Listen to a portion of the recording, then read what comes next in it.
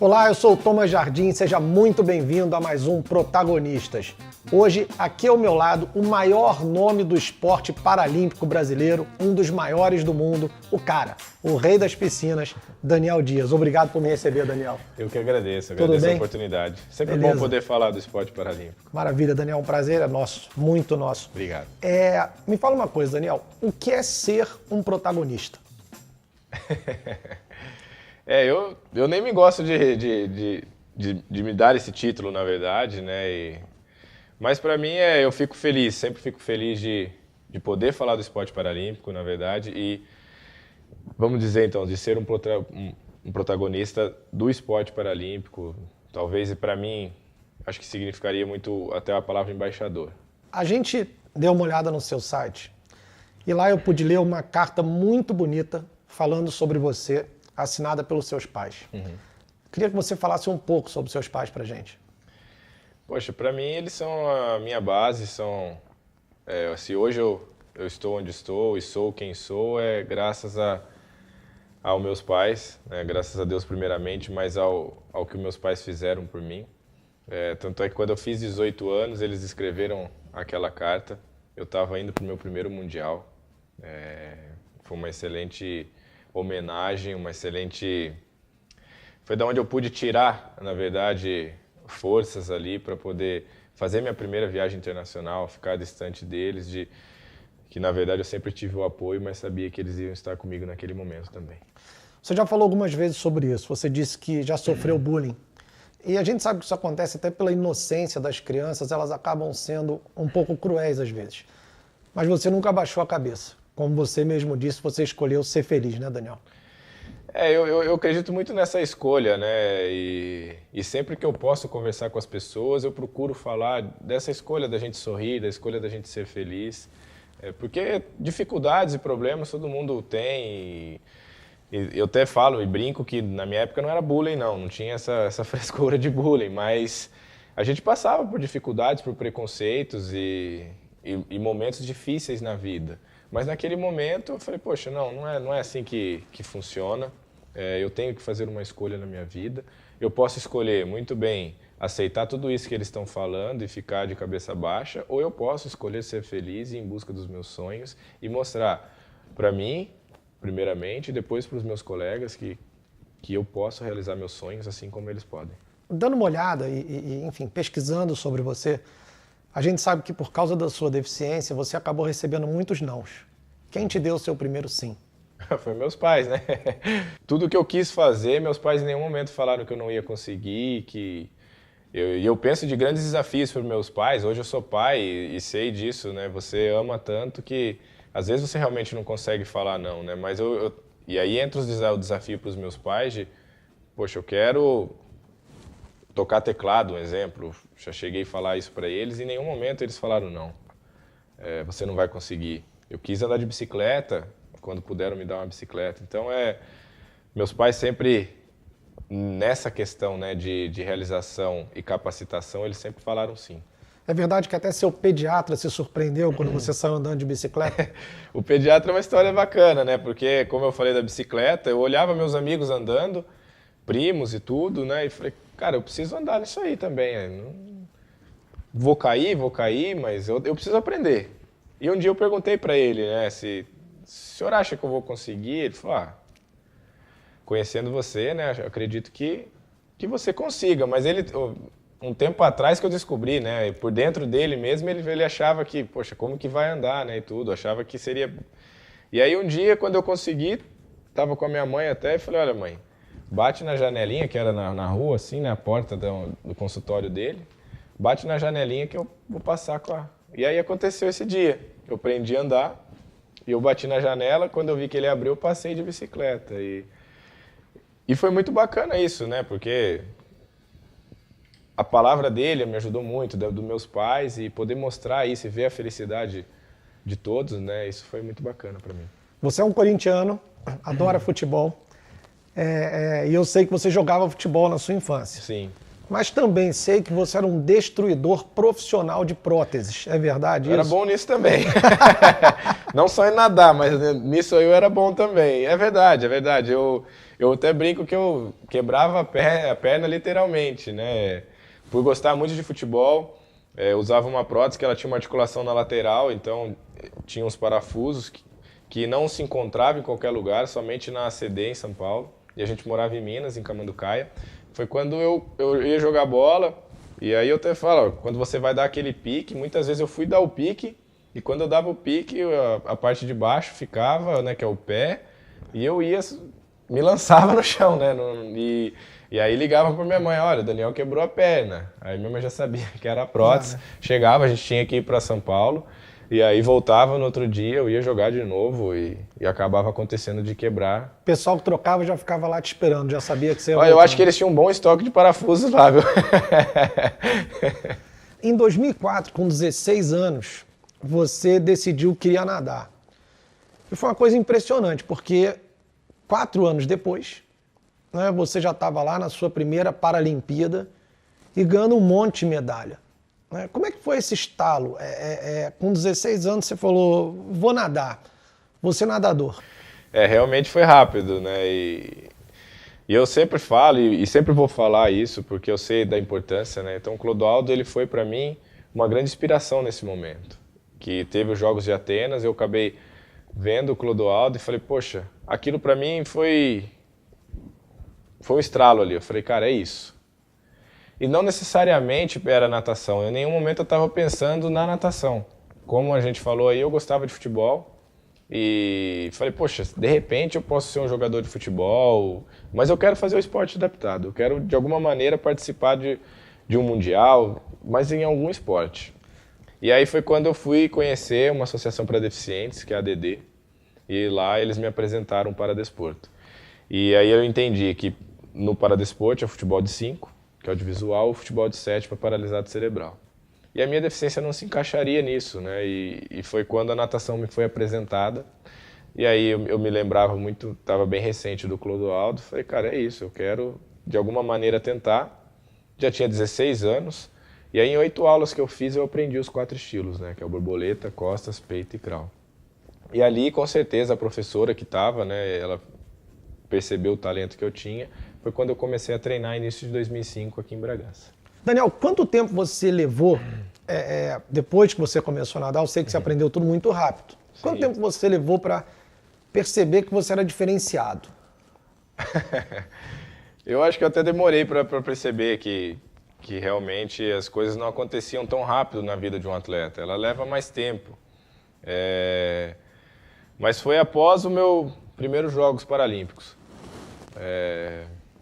Ali eu percebi que, conversando com os atletas brasileiros, né, que estavam indo, tinha atleta que estava se dedicando há 20 anos e estava indo para o primeiro Jogos, tinha atleta que estava ali há 6 anos já batalhando, batendo na trave, e aí conseguiu ir. E eu tinha assistido uns Jogos pela TV, 3 anos de treinamento eu estava no meu primeiro Jogos. Ali eu percebi, poxa, realmente tem algo de diferente. Eu acho que eu tenho um grande talento aí e quem sabe um grande futuro.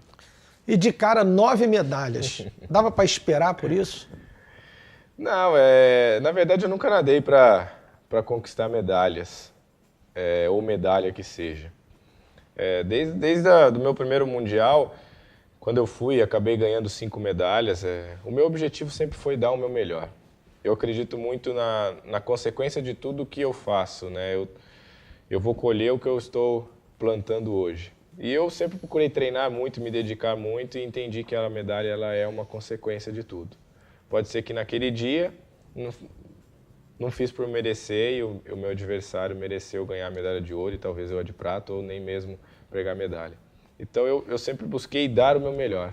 A cada mergulho, cada vez que eu caio na piscina, eu busco dar o meu melhor, busco baixar minhas marcas. Então a minha briga constante é comigo mesmo, é o relógio, é contra o tempo e em dar o meu melhor. E se não fosse a natação na sua vida, você já parou para pensar nisso? Eu não me imagino fazendo outra coisa. Eu até falo, poxa, por que eu levei 16 anos para descobrir a natação? Mas acredito também que tudo tem seu tempo, né? E o meu tempo de conhecer a natação foi aí com os 16 anos. Mas eu confesso que nunca parei para pensar mesmo porque também as coisas aconteceram muito rápido, como a gente já falou, né? Então, eu comecei a nadar, um ano depois eu estava no meu primeiro mundial, depois veio o primeiro Pan-Americano, que foi no Rio, primeira Paralimpíada, e aí as coisas começaram a acontecer. Como é que é a sua vida fora da piscina? Hoje é muito diferente de quando a gente está falando aí dos primeiros jogos, né? Hoje eu tenho meus 2 filhos, então fora, em casa, nesse ambiente aqui, eu falo o mínimo possível de natação. Hoje eu falo de... O que você gosta de fazer? Hoje eu gosto de brincar com meus filhos, de estar em casa, aproveitar o tempo com eles. E quando sobra um tempo, eu gosto de jogar um pouco de videogame. Daniel, são mais de 80 medalhas entre Paralimpíada, Parapan, Mundiais. Em 2 oportunidades, o Parapan de 2007 e os recentes Jogos Olímpicos aqui no Rio de Janeiro, você teve a chance de conquistar belíssimas vitórias na sua casa, em frente à sua torcida, e mais especial que isso, nos Jogos Olímpicos aqui no Rio, em frente aos seus 2 filhos. Como é ganhar a medalha dentro de casa? Como é que é sentir o calor da torcida na hora do hino? Como é que funciona isso? É uma emoção difícil de explicar. Eu tinha o sonho de... Quando o Brasil, né, ganhou como sede dos Jogos, eu tinha um sonho de pelo menos ter um filho me acompanhando. Eu pude viver isso em 2007, mas não era casado, não tinha filhos, mas foi a primeira grande competição que meus pais puderam assistir. Então, para mim, ali foi algo espetacular e algo incrível. Por tudo que a gente passou, a gente tocou no assunto aqui de bullying, de dificuldades, é o que meus pais são para mim. Então, por tudo isso, saí de lá, quando eu batia na borda, olhava algumas provas com recorde mundial, com medalha de ouro. Olhar para os meus pais e a gente poder desfrutar daquele grande momento. Foi algo espetacular. E aí aconteceu os Jogos do Rio. Diferente de tudo daí, porque daí tinha os 2 filhos. Então, eu tinha esse sonho quando eu descobri que o Brasil ia ser sede, de pelo menos um, e Deus me agraciou com 2 bênçãos, que é os meus 2 filhos, ter a minha esposa e meus pais mais uma vez. E aí, para mim, foi uma motivação a mais. Mas quando eu cheguei na minha primeira prova, foi algo diferente de tudo que eu vivi. As pessoas até falam, pô, você já tinha ido para 2 jogos, e agora? Era como se eu estivesse entrando no meu primeiro Jogos Paralímpicos.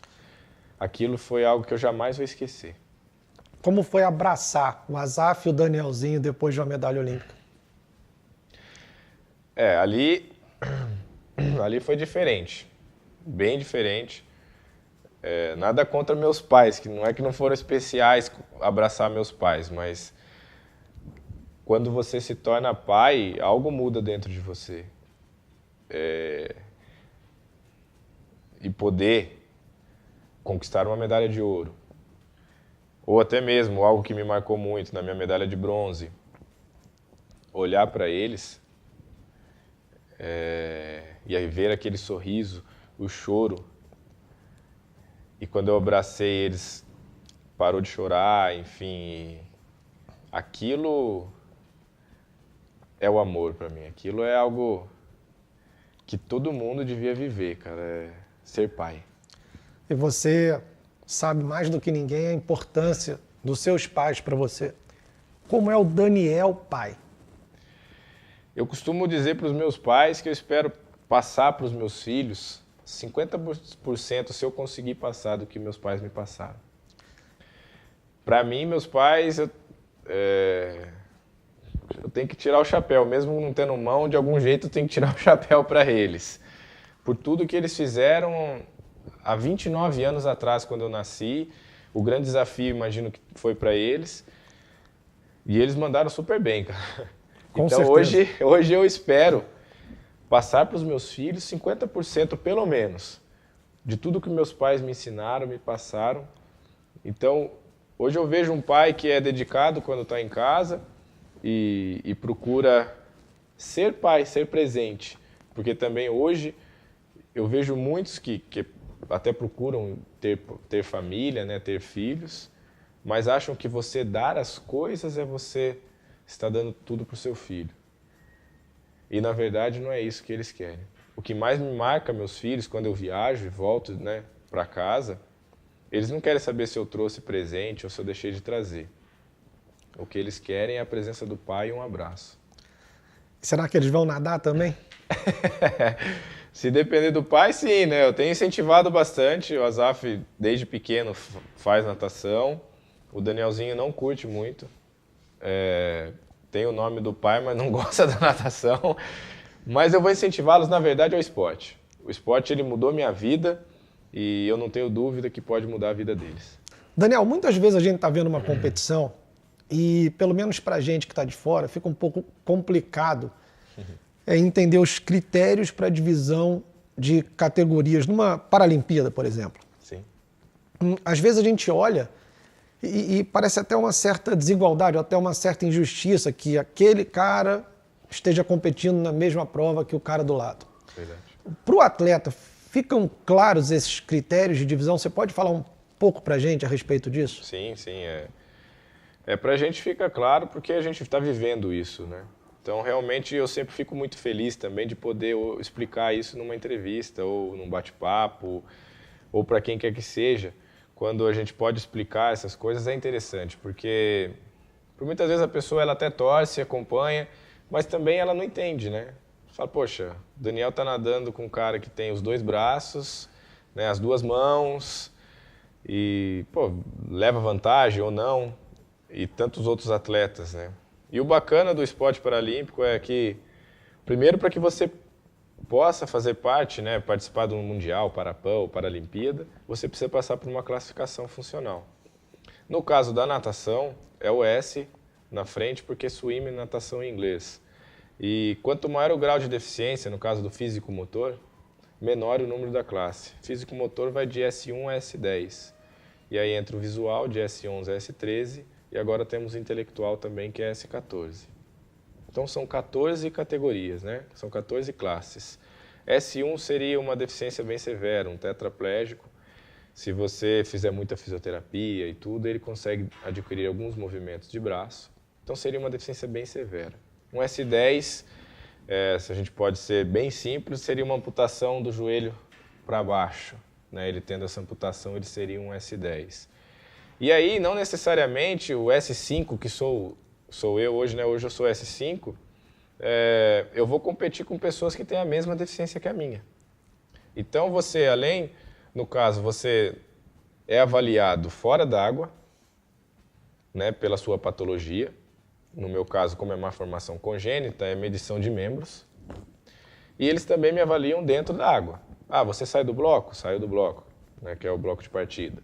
Você nada borboleta? Nada borboleta. Você nada costas? Nada costas. E você vai nadar e existem profissionais, que são os classificadores, que são médicos, fisioterapeutas e até mesmo educadores físicos, que fazem parte dessa comissão, né, dos classificadores. E ali você sai com a sua categoria.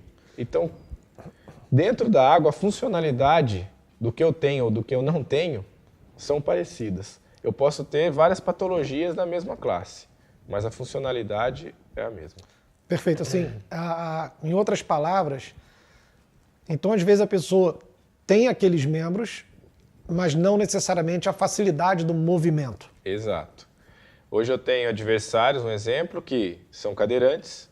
Então, teoricamente, ele tem as 2 pernas, os 2 braços, mas ele só movimenta os 2 braços. A perna ele não consegue bater. Então, ele é um S5. E existem outras patologias, um paralisado cerebral. Dependendo do grau da paralisia dele, ele pode ser um S5, um S7, um S6. Então, assim, eu entendo também que é complexo. Mas existem profissionais hoje prontos para fazer o mais justo possível. Entre os muitos prêmios e homenagens que você já recebeu, existe um tricampeonato muito especial, o Prêmio Laureus, né, o Oscar do esporte. Você recebeu 3, né? Você é tricampeão do Laureus, se é que se pode dizer assim. Me fala um pouco sobre isso. Acho que a primeira vez que eu conheci esse prêmio, né, foi pelo feito de 2007, o meu primeiro Parapan. E ali eu conheci esse troféu, o tão famoso Laureus. Mas eu nunca tinha ouvido falar. Então, quando eu concorri, eu falei, poxa, é um prêmio. Mas quando eu fui para a festa e tudo, e lá eu pude conhecer grandes atletas, que eu jamais imaginei que iria conhecer. E ali eu falei, poxa, um dia eu quero ganhar uma estatueta dessa, quero me tornar o melhor do mundo. Porque ali, no esporte paralímpico, você concorre entre feminino e masculino e entre todas as modalidades, né? E aí você acaba realmente, de fato, sendo o melhor do mundo. E isso já aconteceu em 2008, depois das Paralimpíadas, foi quando eu concorri a primeira vez. Então é um prêmio especial para mim. Hoje não só sou, acho que a gente pode dizer assim, né, tricampeão, mas também sou um embaixador do Laureus. Então para mim isso é espetacular poder fazer parte dessa família Laureus, o belo projeto que eles têm, além de dar essa estatueta, né? Eu acho que para as pessoas terem uma ideia da grandeza do que é um tricampeonato desse, o Pelé e o Ronaldo, cada um tem um. Você tem frente, né? E a primeira vez que eu ganhei, para mim, entrar entre esses nomes foi espetacular, né? Quando eu fiquei sabendo, o Pelé, o Ronaldo e o Bob Bonicristi eram os três que tinham, e eu me tornei o quarto brasileiro. Hoje eu sou o único brasileiro que tem 3, né? Então é algo incrível, é algo espetacular. Tem uns caras aí que, um tal de Usain Bolt tem 4, né? E um tal de Federer também tem 5, se eu não me engano. Quem sabe um dia o Daniel possa chegar no nível desses caras. Acho que vai chegar e vai passar. Espero que sim. Como é a convivência com os outros atletas numa Paralimpíada? É muito bacana. Se troca muito, se aprende muito? Eu procuro. Eu procuro viver isso, procuro viver ali a cada momento, trocar experiências com vários outros atletas de outras modalidades. Mesmo porque quando você vai para o Mundial da sua modalidade, só tem nadadores ali. Não que seja sem graça, não é isso. Mas uma Paralimpíada, todos os esportes estão ali. Uma chance de conviver com quem você não convive normalmente. Exato. Né? A natação você sempre está encontrando aquele pessoal. Então você tem oportunidades únicas, né, de conhecer outros atletas que estão ali representando o seu país com você, ou até mesmo de outros países, que seja ele do futebol, que eu acho demais o futebol de 5, admiro demais, seja ele do vôlei sentado, do basquete. Então eu procuro sempre estar conversando, e é legal que no refeitório, pois o refeitório é imenso, você vê lá, cada um sentado no seu grupinho, e eu procuro sempre sentar com o grupo. Hoje eu vou sentar com o pessoal do vôlei, hoje eu vou conversar com o pessoal do futebol de 5. Trocar essas experiências, né, de como é a vivência deles também no esporte, o que eles têm a agregar e somar na minha carreira, na minha vida, e dessa maneira também tentar ajudá-los de alguma maneira. Boa parte dos atletas, se não todos, tem uma superstição, uma mania. Você tem alguma? Eu não tenho, porque uma vez eu pensei, né, eu sempre gosto muito de cada prova que eu nado, eu assisto e vejo o que eu tenho que melhorar, o que eu tenho que... o que eu errei, né, enfim, e o que eu tenho que continuar fazendo. E eu gosto de refletir a cada competição que passa. E uma vez eu pensei e falei, poxa, eu estava até então nadando todas as provas na raia 4, e eu vejo que atleta tem muito dessa, né? Poxa, se está dando certo até agora, eu não posso mudar nada, né? Se acontecer de nadar na raia 5, já era. Mas você pula na 4, né? Exatamente, o cara é capaz de fazer isso, entendeu? Pula na 4, sai nadando, vai pra garantir. E aí eu pensando nisso, né, eu falei, a gente atleta tem muito disso, né? Você arruma a mochila, você vai arrumar ela do mesmo jeito do primeiro dia, porque se no primeiro dia você foi e ganhou uma medalha de ouro, aí a mochila que... Não, sabe? Então, por muitas vezes a gente se prende nisso. E eu pensando numa das competições, eu falei, poxa, eu nunca acordei com o pé direito, cara. Eu não tenho ele, né? Isso não fez falta na minha vida em 29 anos. Então, se de repente posso dar um conselho para muitos, é essa. Não se prenda a esses pequenos detalhes. Treinar é melhor, né? Isso. A gente treina muito. Eu treino 4 anos para chegar nos jogos e representar muito bem meu país, né? Buscar dar o meu melhor. Eu não posso me prender, né, hoje eu não estou com a minha sunga da sorte, ou pô, não vim com aquela camiseta. A gente não pode se prender a isso, porque realmente é o que você falou, treinar é muito melhor e é o que a gente faz bem. Trocar pasta de dente de lugar numa mochila e achar que por isso você perdeu ouro é muito louco, né? Aí você também está desmerecendo o próprio cara que naquele caso ele estava melhor que você e ganhou a medalha. Então, eu acho que se a gente prender a isso, a gente fica meio louco, sabe? Então, é melhor treinar, se dedicar e chegar lá e dar o seu melhor. Dizem que o atleta tem 2 lugares preferidos, o pódio e em casa. É assim com você? Tem sido, né? Tenho conquistado bastante medalhas, mas realmente o meu lugar preferido é a minha casa. Porque independente de eu estar no pódio ou não, a minha família vai me receber do mesmo jeito. Com saudade, e hoje com os filhos, né? Então eu sei, às vezes eu até chego de alguma competição, coloco a medalha no pescoço deles, mas eles não entendem muito bem isso, né? Mas vão entender, cara. E eu espero. Até muitos falam, os seus filhos eram novos no Rio, eu sei. Mas um dia eu espero que eles possam rever essas filmagens e possam entender aí o grande momento que a gente viveu junto lá. Você diria que mesmo no lugar mais alto do pódio, então, você pode estar lá, mas o coração está em casa? Sim. Por isso que eu sempre faço questão de, ainda mais Jogos Paralímpicos, da minha família estar ali comigo. Porque eu não cheguei lá sozinho, né? Eu tenho toda uma equipe, mas eu também tenho a minha família que sempre está comigo, independente da conquista, independente se eu ganhei, né, uma medalha ou se eu deixei de ganhar uma medalha. Daniel, o que você acha que falta no nosso país, às vezes? É só uma questão de consciência, de respeito, ou a simples capacidade de enxergar que um deficiente é e deve ser tratado como uma pessoa normal? Eu acredito que são todas as coisas. As pessoas precisam entender, e para mim, a gente falou-se tanto de legados, né, o que os Jogos deixou e tudo. Para mim, o grande legado que os Jogos deixou, os Jogos Paralímpicos, foi o respeito para com a pessoa com deficiência. O esporte me proporcionou algo incrível, de uma criança sem nenhuma deficiência chegar para mim e falar, olha, você é um exemplo para mim. Quem diria que isso iria acontecer e que eu poderia me tornar um modelo de exemplo de um país que vive muito a aparência, isso aqui, externo.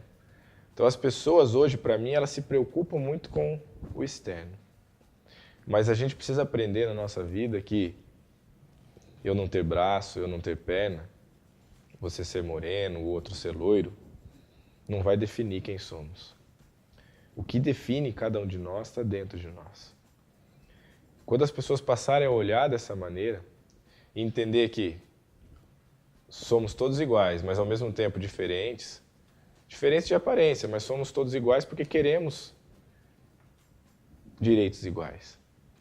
E as pessoas passam a não entender isso, ou não querem entender, ou fingem que não entendem, porque falta respeito, falta consciência.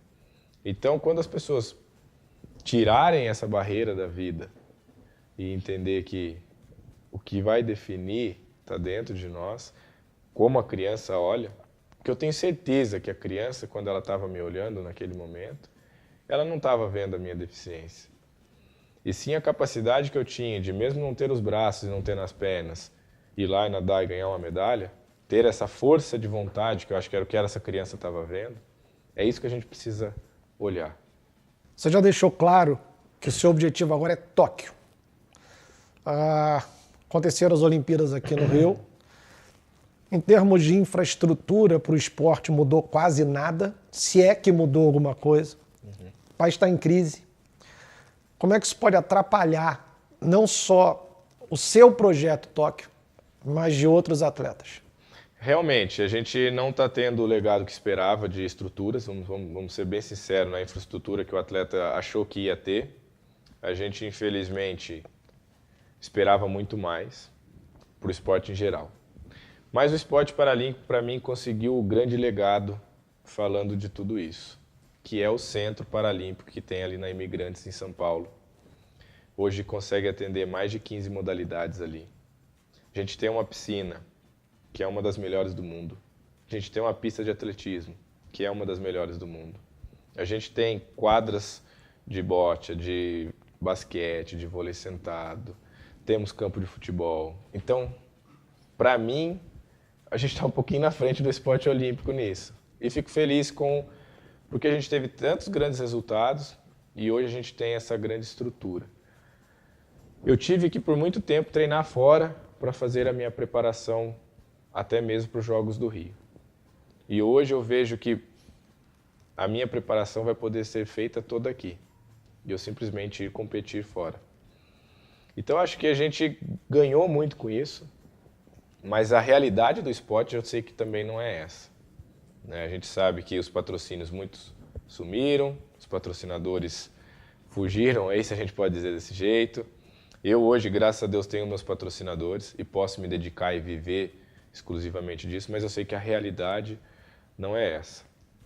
Sei que o país está em crise também e eu espero que as pessoas entendam, as empresas entendam que os Jogos Olímpicos e Paralímpicos ele não acabou, porque o que eu percebi é isso, que após Rio 2016, acabou. Não, foi apenas mais um. Claro que foi os Jogos para nós brasileiros, mas é apenas mais um na história. E tem muito mais e Tóquio já está aí. E a importância do presidente do comitê, o Andrew Parsons, para todo esse legado paralímpico? Poxa, o Andrew, para mim, ele foi um dos nomes do esporte paralímpico também. O que ele fez para o esporte paralímpico brasileiro, a gente está colhendo grandes frutos hoje e esse centro é uma das coisas. São 8 anos à frente do comitê como presidente e hoje ele está até tentando aí como a presidência do Comitê Paralímpico Nacional. A minha torcida é grande para que isso aconteça, porque eu o conheço e sei da capacidade que ele tem de gestor, né, de dirigente. Então, eu só tenho que agradecer por tudo que ele fez para o esporte paralímpico e a gente pôde viver grandes momentos juntos. Foram 2 Jogos Paralímpicos, Londres espetacular, Rio nem se fale, e grandes legados ele conseguiu deixar aí para os atletas paralímpicos brasileiros. Ouvir o atleta é uma das grandes qualidades dele. Para mim é a grande qualidade do Andrew. Não só ouvir, mas procurar entender, né, se realmente isso é necessário ou não. Porque por muitas vezes a gente falava, achava que estava sendo ouvido, mas na verdade nada acontecia, nada mudava. A gente sempre sabe que sempre vai ter o que mudar, sempre vai ter o que melhorar, mas o Andrew procurava escutar os atletas e atender os atletas, porque a gente entende, se o atleta está bem,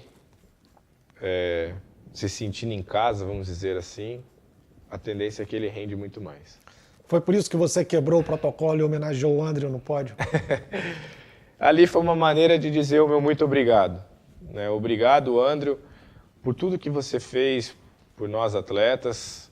E é uma coisa que eu nem pensei muito. Foi realmente gratidão no coração. Chamei ele, era um momento que eu estava muito emocionado, que foi a minha última prova, era a última vez que eu estava escutando o hino. E ele pôde ter essa honra aí de estar ali comigo, entregando a medalha. Eu falei, poxa, por que não? Por que não agradecer ele dessa maneira? Eu já tinha vivido aquilo ali durante aqueles jogos, mas poder ter um brasileiro ali comigo ia fazer uma diferença. E como ele estava ali, eu falei, olha, essa é a maneira de te dizer muito obrigado. Você se considera um abnegado, um predestinado ou um herói? Eu me considero um escolhido por Deus para estar fazendo tudo que eu estou fazendo. Até quando a gente vai ter a chance de admirar você nadando, torcer por você? Até quando você se imagina nadando em alto nível? Poxa, até Tóquio é bem provável, né? Já está aí já fazendo planejamentos e tudo para que eu consiga realizar mais esse sonho, né, de ir para mais uns Jogos. E aí eu achava que eu ia parar aí. Não, é Tóquio e tudo. Mas quando eu ouvi e li que os próximos Jogos vão acontecer em Paris e Los Angeles, né, 2024 e 2028. Acho que eu vou ter que nadar por mais 8 anos aí, né, para conhecer essas cidades e poder levar a família. Os filhos já vão estar maiores, vão aproveitar mais, vão entender muito mais. Então, acho que é até quando o Daniel estiver se divertindo. Não tem assim, vou parar em 2020, eu vou parar em 2024. É até o Daniel estar se divertindo e sendo feliz. Você pode até viajar para lá e se divertir depois, você fica totalmente à vontade. Agora, para nós, se você for nadando, é muito melhor. Pode ter certeza disso. Obrigado. Valeu, Daniel. Daniel, para encerrar, vou te pedir um autógrafo, beleza? Beleza. Daniel, você dá mais autógrafo ou faz mais selfie? Porque hoje em dia é muita selfie, né, cara? Rapaz, hoje é mais selfie. É mais selfie, né? Porque é engraçado, o pessoal acha que eu não escrevo, sabe? Às vezes eu até vou e conto, dou palestra e falo, eu estudei na escola, passei por dificuldades, enfim, mas eu ganhei um concurso de pintura e tudo. Mas é engraçado que ninguém me pede autógrafo, então eu imagino que o pessoal acha que eu não escrevo, então eles tiram mais selfie. Cara, mas quem algum dia não imaginou que você faria alguma coisa, hoje deve ter vergonha de ter imaginado isso, porque você provou que você faz qualquer coisa, cara. Pode ter certeza. Obrigado. Quem quiser ganhar uma touca autografada pelo cara das piscinas, dá uma olhada amanhã no nosso Face, que a gente vai mostrar como você pode fazer para participar do sorteio. Daniel, uma honra falar contigo. Obrigado Muito obrigado mais uma por vez. tudo. Parabéns pela sua carreira espetacular. Foi maravilhoso conversar com você e todo o sucesso do mundo para você na carreira, como pai, como homem. Você é uma inspiração para todo mundo, cara. Obrigado. Eu que agradeço e parabéns, né, por vocês, por essa iniciativa. Um bate-papo muito divertido. Muitas perguntas diferentes. Gostei demais de poder participar disso aqui. Espero que não seja só a primeira. Quem sabe uma outra vez a gente possa voltar com mais medalhas, com quarto laureus, quem sabe. Cara, para nós, quando você quiser, vai ser um prazer. Obrigado. Beleza? Obrigado mais uma vez. Valeu. E aí, curtiu nossa entrevista? Então se inscreve no canal, curte aí nossas redes sociais, compartilha com os amigos. A gente se vê semana que vem. Muito obrigado, grande abraço. Valeu.